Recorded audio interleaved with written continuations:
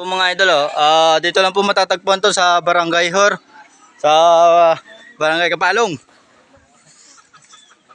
Sa Uno, mga idol. Ayun may mga manok po dito kung gusto po ninyong bumili. Magano lang po kayo dito sa aking page, John Paul Vlog.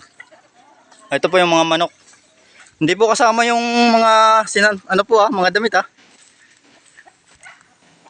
Yan po, maganda po yan mga idol. Manok yung mga idol, pinakatuwa. Ito po yung may-ari, si May. Mura lang po to, 3.5. Pansabong po. Ayan mga idol. Gaganda po niyan. Kung nakita po ninyo mga idol. Dito lang po yung matatagpuan sa Kapalong. Tikso 1. Ha? Ha? Lapit sa may tulay. Lapit sa may tulay mga idol 3.5 yan, 3.5. Murang-mura na po yan, 3.5.